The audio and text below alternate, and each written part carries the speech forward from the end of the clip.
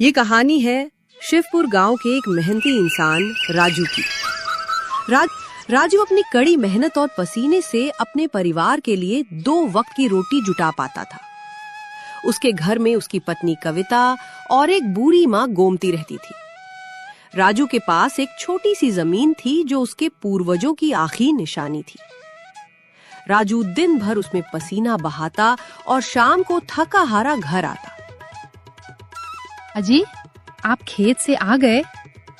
मैंने कितनी बार कहा कि खेत में इतना देर तक काम मत क्या कीजिए। देखिए कितनी रात हो गई है। अब खड़े खड़े मेरा मुंह देखते रहेंगे या हाथ मुंह धोकर खाना भी खाएंगे? ठीक है कविता, मैं हाथ मुंह धो लेता हूँ, तुम खाना लगा दो। और हाँ, 2 ही रोटी देना, तबीयत थोड़ी खराब लग रही है। ठीक है, मैं खाना लगा देती हूँ। और हाँ, आज सेठ हरिशंकर आए थे। उन्होंने कहा है कि कल उनके यहाँ कुछ काम है, आपको बुलाया है। अगली सुबह राजू सेठ हरिशंकर के यहाँ पहुँचता है। नमस्ते मालिक, मुझे कविता ने बताया कि आपको काम है, इसलिए चला है। हाँ राजू, ये देखो, गाड़ी में 25 बोरी चावल है। इन्हें आज शाम तक गोदाम पहुंचाना है। मोहन की तबीयत खराब है, इसलिए ये काम तुम्हें देना पड़ा। राजू थोड़ी देर सोच में पड़ गया। गोदाम तो 900 मीटर दूर है और तबीयत भी कुछ ठीक नहीं। अगर एक और आदमी होता तो काम आसान हो जाता। राजू, मुझे भरोसा है तुम पर और मैं पूरी मजदूरी दूंगा। बस काम आज ही खत्म कर दो। राजू काम पर लग गया।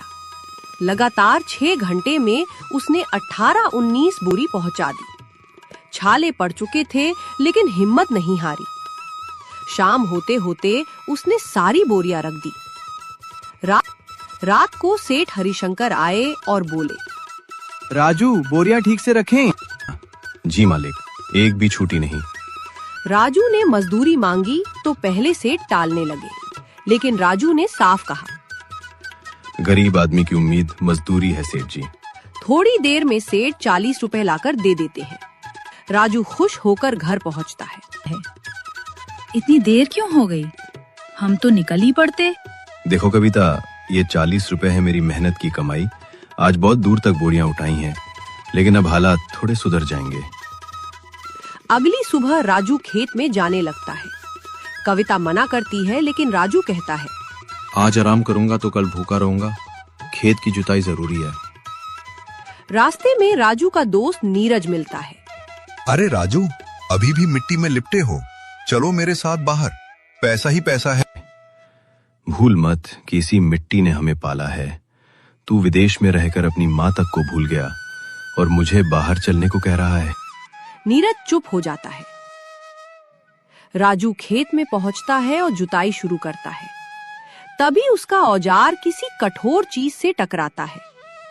खुदाई करता है तो सोने का घड़ा निकलता है। राजू हैरान हो जाता है, लेकिन लालच में नहीं पड़ता। वो कहता है, शायद किसी गांव वाले का होगा। मैं मुखिया रतिराम को सौंप देता हूँ। राजू गांव के लोगों से पूछता है, पहले भीमा काका, फिर मोहन लाल भाई से। दोनों कहते हैं, गांव में इतना अमीर कौन है जो सोना रख दे। राजू समझ जाता है कि ये किसी का नहीं है। मन में सोचता है, ये मेरे अच्छे कर्मों का फल है, लेकिन मैं इसे गरीबों में बांट दूंगा। राजू घर लौटता है। कविता और गोमती दंग रह जाती है। राजू अपनी माँ को सिक्के सौंपता है और कहता है, मैं जरूरत भर रखूंगा, बाकी गरीबों को दूंगा। कहानी का संदेश, ईमानदारी और बुद्धिमानी दोनों जरूरी है।